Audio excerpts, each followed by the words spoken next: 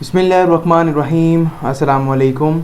सल्लल्लाहु अला हबीबिही सय्यदना मुहम्मदिन व अला आलिहि व अस्हाबिहि व बारिक वसल्लम।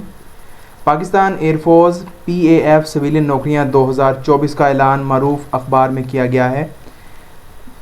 PAF में बतौर सिविलियन शामिल हों और नज़्म व ज़ब्त की ज़िंदगी से लुत्फ़ अंदोज़ हों और रजिस्ट्रेशन www.joinpaf.gov.pk पर खुली है। मौजूदा सूरत हाल में नर्सिंग सिस्टर्स ख़वातीन, अपर डिविजनल क्लर्क, मेडिकल असिस्टेंट मर्द और मर्द नर्सिस, लेबॉर्ट्री अटेंडेंट, ड्राइवर, बावर्ची और फायर फाइटर्स के अहदे शामिल हैं। मुल्क भर के दरख्वास्त दहिंदगान दरख्वास्त दे सकते हैं। मतलूबा काबिलियत इंटरमीडिएट, नर्सिंग में डिप्लोमा, सर्टिफिकेट और मैट्रिक और खाना पकाने और ड्राइविंग के तजर्बे के साथ शामिल है। ओहदे के मुताबिक उम्र की हद 18 से 45 साल है। दरख्वास्त देने से पहले इस वीडियो को आपने मुकम्मल वॉच करना है ताकि तमाम इन्फॉर्मेशन जो है आपको अच्छी तरह से समझ आ सके और आप अपनी इस जॉब के लिए अप्लाई कर सकें। ऑनलाइन रजिस्ट्रेशन www.joinpaf.gov.pk पर 18 मार्च से 24 मार्च 2024 तक खुली रहेगी, जिसके लिए तहरीरी इम्तिहान कंप्यूटर पर होगा। उम्मीदवारों को इसलिए कंप्यूटर के इस्तेमाल में इल्म होना ज़रूरी है। तो वीडियो में मज़ीद आगे बढ़ेंगे, लेकिन उससे पहले आपसे दरख्वास्त है कि अगर आप मेरे चैनल पर न्यू हैं और अभी तक आपने मेरे चैनल को सब्सक्राइब नहीं किया तो मेरे इस चैनल को सब्सक्राइब कर दें ताकि आने वाली ऐसी ही इन्फॉर्मेटिव वीडियो बर वक्त आप तक पहुँचती रहे। तो बाकायदा आगाज़ करते हैं वीडियो का।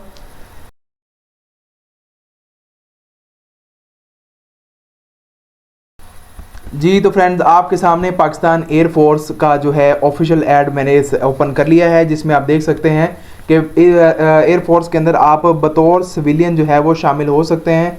रजिस्ट्रेशन की जो टाइमिंग है वो 18 मार्च से 24 मार्च 2024 है। टेस्ट कंप्यूटराइज होने की वजह से उम्मीदवार को कंप्यूटर का बुनियादी इस्तेमाल जानना ज़रूरी है। ठीक है जी। उसके बाद हम देखेंगे कि कौन कौन सी असामियाँ कौन कौन से स्केल के लिए, असामियों की तादाद, उनका कोटा और तालीमी काबिलियत और तजर्बा और उम्र की हद जो है वो 15 सितंबर 2024 तक देखी जाएगी। तो आप देख सकते हैं जी कि नर्सिंग सिस्टर ख़वातीन के लिए 14वें स्केल की जॉब है, जिसमें पंजाब, सिंध और खैबर पख्तूनख्वा से एक एक वैकेंसी है।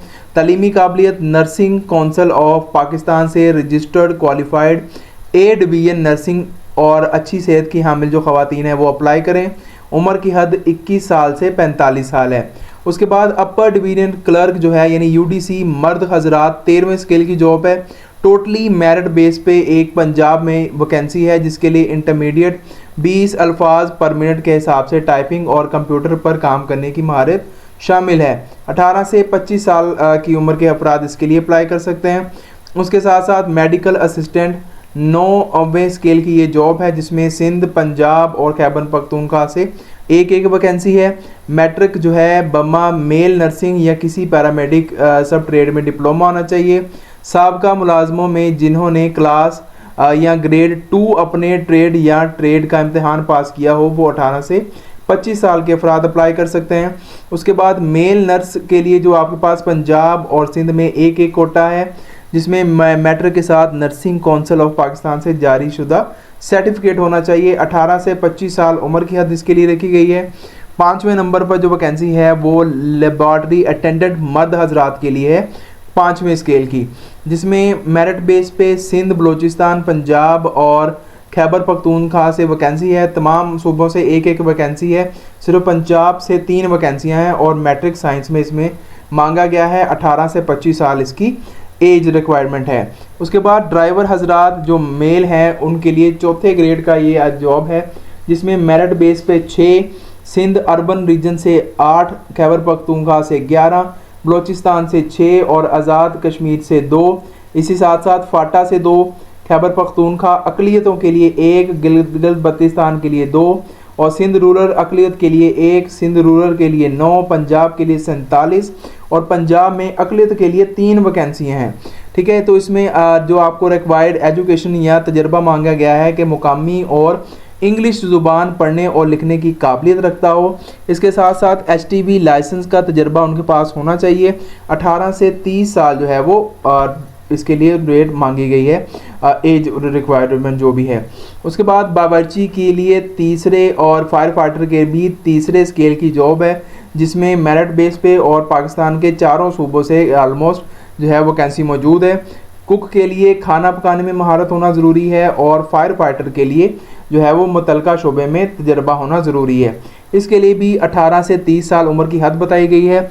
अगर सिलेक्शन का तरीका देखा जाए तो ऑनलाइन रजिस्ट्रेशन जो है वो की जाएगी, जिसके साथ साथ सिलेक्शन सेंटर पर कंप्यूटराइज जहानत का इम्तहान लिया जाएगा ड्राइवर, बावर्ची और फायर फाइटर्स के अलावा। लेकिन जो ड्राइवर हजरात हैं उनके लिए अलहदा किस्म का कंप्यूटर पर टेस्ट लिया जाएगा। उसके साथ साथ जो है वो प्रैक्टिकली भी टेस्ट लिया जाएगा। फाइनल सिलेक्शन जो है वो जो एयरफोर्स के हेडक्वार्टर्स हैं वहाँ पे मेरिट की सूरत में होगा। मुंतखब जो उम्मीदवार हैं उनका मेडिकल भी होगा और कामयाब उम्मीदवार को PAF के मुल्क की यानी किसी भी PAF के जो है वहाँ पे इदारे में लगाया जा सकता है। ना अहलियत की आप देख सकते हैं कि किसी भी सरकारी ओहदे से फारिगशुदा जो है जिनको निकाला गया हो या इखलाकी जुर्म के ऊपर जिनको अदालत ने सज़ा दी हो, इसके अलावा आर्म फोर्सेस या किसी भी दूसरे इदारे से जो है उसको मुस्तरद किया गया हो, ऐसे तमाम उम्मीदवार जो है वो इस जॉब के लिए ना अहल है। उसके बाद यहाँ पे कुछ अमूमी मालूमात है जिसे आप रीड आउट कर सकते हैं। आपको वीडियो पे ये तमाम देख सकते हैं। तो यहाँ से ये तमाम सिलेक्शन सेंटर जो है यहाँ पे मौजूद है। तो अप्लाई करने का तरीका अब हम देखेंगे। अप्लाई करने का तरीका देखने के लिए हम जो है वो PAF की ऑफिशियल वेबसाइट पर चले जाएंगे। जी तो फ्रेंड, जैसा कि आप देख सकते हैं कि मैंने गूगल पे आपके जैसे ही ज्वाइन PAF लिखा है तो मेरे पास इस तरह का पेज ओपन हुआ। तो फर्स्ट लिंक जो है मैं बिल्कुल उसी के ऊपर क्लिक करूंगा तो मेरे पास जो है PAF की जो ऑफिशियल वेबसाइट है वो ओपन हो जाएगी, जिसमें आप देख सकते हैं कि इसके फ्रंट पेज के ऊपर भी पाकिस्तान एयरफोर्स जो है सिविलियन की जॉब लिखी हुई नज़र आ रही है। तो आपने थोड़ा सा यहाँ पे साइड पे क्लिक करना है तो आपके सामने इस टाइप का जो है ऑफिशियल पेज आ जाएगा। सिंपली आपको यहाँ पे जो है अप्लाई ऑनलाइन का ऑप्शन जो है वो नज़र आ रहा है। तो आपने जैसे ही अप्लाई ऑनलाइन के ऊपर आपने क्लिक करना है तो आपके पास इसकी रजिस्ट्रेशन का प्रोसेस जो है वो सामने ओपन होके आ जाएगा, जिसमें आप देख सकते हैं जी कि नंबर 1 के ऊपर आपने यहाँ पे अपना CNIC नंबर लिखना है। ठीक है, विदाउट डैशेज आपने नंबर लिखना है। फॉर एग्जांपल जब आप यहाँ पे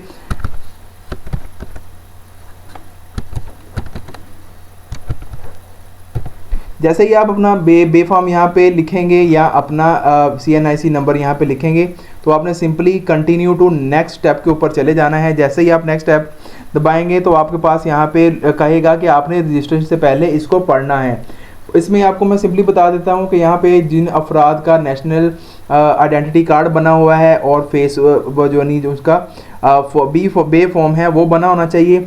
दूसरी बात ये लिखी कि अगर किसी शख्स के पास डोल नेशनैलिटी है तो उसे इस जॉब के लिए अपनी दूसरी नेशनैलिटी को छोड़ना पड़ेगा। ऐसे ही आप इसको एक्सेप्ट करके अगर कंटिन्यू पे जाएंगे तो आपके पास इन एलिजिबिलिटी क्राइटेरिया यानी जिस बेस के ऊपर आपके कागजात को या जिसके आपको मुस्तरद किया जा सकता है वो तमाम यहाँ पे इंफॉर्मेशन लिखी है। तो मोस्टली जो मैं तमाम इंफॉर्मेशन आपको बता चुका हूँ कि कौन कौन सी है, लेकिन फिर भी आप इसको एक दफ़ा अच्छे से पढ़ लीजिएगा। जैसे ही आप इसको पढ़ लेंगे और अगर आप इसके लिए क्वालिफाई करते हुए तो आप सिंपली कंटिन्यू पर क्लिक करेंगे। कंटिन्यू पर क्लिक करेंगे तो लास्ट स्टेप जो है हमारे पास ओपन होगा, जिसमें आप देख सकते हैं कि कौन कौन से कोर्सेज हैं जिसके लिए आप अप्लाई करना चाह रहे हैं। फॉर एग्जांपल देखें आपके पास नंबर 1 पे अपर डिविजनल क्लर्क है, उसके बाद मेडिकल असिस्टेंट है। यानी आपने जिस भी कैटेगरी के लिए अप्लाई करना है तो सिंपली आपने उसके ऊपर क्लिक करना है तो आपके पास उस जॉब का क्राइटेरिया निकल आएगा। यानी कि इसके लिए 18 मिनिमम से 30 ईयर्स जो है वो एज होनी चाहिए। तो एज कैलकुलेटर भी यहाँ पे मौजूद है। आप अगर एज कैलकुलेटर के ऊपर यहाँ पे क्लिक करेंगे तो आपके पास यहाँ से एज कैलकुलेटर निकल आएगा। ठीक है, तो सिंपली आप देखें कि अगर आप इस क्राइटेरिया को फुलफिल करते हैं आपने सिंपली इस अप्लाई के ऑप्शन के ऊपर क्लिक कर देना है। जैसे ही आप अप्लाई के ऑप्शन के ऊपर क्लिक करेंगे तो देखें आपके पास कुछ इस तरह का पेज ओपन होगा, जहां पे आपको बता दिया गया है कि एक दफ़ा अगर आपने अपना सिलेक्शन सेंटर वगैरह सेलेक्ट कर लिया तो तब्दील नहीं होगा और गलत मालूमात फराहम करने वाले को रजिस्ट्रेशन मनसूख होगी। तो नंबर 1 पे देखेंगे, सबसे पहले कोर्स की डिटेल बतानी है, आप किसके लिए अप्लाई कर रहे हैं या आपका सिलेक्शन सेंटर कौन सा है। तो फॉर एग्जांपल मैं यहाँ से चूज़ करता हूँ अपना सिलेक्शन सेंटर जो है फैसलाबाद का। अब कैटेगरी मेरी सिविलियन सिलेक्टेड है और मेरा सिलेक्ट जो ब्रांच है वो यूडीसी सिलेक्ट है, ठीक है, इसको मैं चेंज नहीं कर सकता। तो थोड़ा सा आप डाउन स्क्रॉल करेंगे तो आपकी सबसे पहले पर्सनल इन्फॉर्मेशन आएगी, जिसमें आपने CNIC, अपना फुल नेम, फादर का नेम लिखना है, एज कैलकुलेटर वगैरह अपना डालना है, ठीक है। उसके बाद आपने सिलेक्टेड हाइट डालनी है अपनी सेंटीमीटर्स के अंदर, सिलेक्ट जेंडर लिखना है, अपना रिलीजन बताना है और मैरिटल स्टेटस बताना है और फादर की ऑप्शन बतानी है, ठीक है। उसके बाद आपका जो डोमिसाइल है उसके साथ साथ आपने अपनी सेलेक्ट लैंग्वेज बतानी है कि जो आपकी घर की लैंग्वेज है या जो आप लैंग्वेज बोलते हैं। उसके बाद आपको जो नेक्स्ट क्वेश्चन आएगा वो आपके एड्रेस का होगा। आपने यहाँ पे अपना एड्रेस जो है वो प्रोविंस यानी सूबे का अपना बताना है, डिस्ट्रिक्ट बतानी है, अपना फ़ोन नंबर जिसके ऊपर व्हाट्सएप हो वो बताना है, तहसील अपना परमानेंट और अपना जो है प्रेजेंट एड्रेस बताना है, ठीक है। उसके बाद वैलिड मोबाइल नंबर और ईमेल एड्रेस यहाँ पे पुट कर देनी है। नेक्स्ट जब आप आएंगे तो ऐड करनी है अपने यहाँ पे अपनी क्वालिफ़िकेशन।